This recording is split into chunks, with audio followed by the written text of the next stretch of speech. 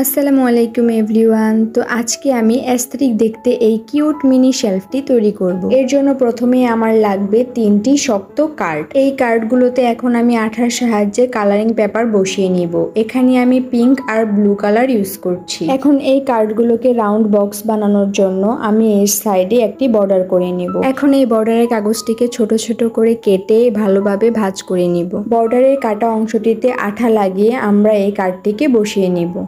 ভিডিওতে তোমরা দেখতেই পাচ্ছ কার্ডটির সাইডে হালকা করে চাপ দিয়ে এটিকে ভালোভাবে ঘুরিয়ে নিলে আমাদের রাউন্ড বক্সটি তৈরি হয়ে যাবে। এখন এই বক্সটির পেছনে আঠার সাহায্যে একটি কাগজ বসিয়ে নিব। আমার 3টি বক্সই তৈরি হয়ে গিয়েছে। এখন র্যান্ডম একটি পেপার থেকে আমি 2টি স্টিক বানিয়ে নিব। এখন একটি গ্লিটার শিটকে এই স্টিকগুলোর সাইডে পেঁচিয়ে নিব। তোমরা এই অংশটি স্কিপও করতে পারো, আমি একটু সুন্দর করার জন্য এই গ্লিটার শিটটি ইউজ করেছি। এখন রাউন্ড বক্সগুলোর দুপাশে ডাবল সাইড টেপ ব্যবহার করে আমি স্টিক গুলোকে লাগিয়ে নিচ্ছি। এভাবে সব বক্সগুলোই আমি এই স্টিকের সাথে লাগিয়ে নিব। দুটো স্টিক লাগানোর পর এই সেলফটি বারবার পড়ে যাচ্ছিল, তাই আমি এখানে আরেকটি পেপার স্টিক ইউজ করেছি। সেলফটিকে সুন্দর দেখানোর জন্য আমি এই স্টিকগুলোর উপরে প্লাস্টিকের বল ইউজ করেছি এবং রাউন্ড বক্সগুলোর নিচের দিকে ডিজাইনার পেপার বসিয়ে দিয়েছি। এখন গ্লিটার শিট ব্যবহার করে আমি এখানে একটি বো তৈরি করে নিচ্ছি।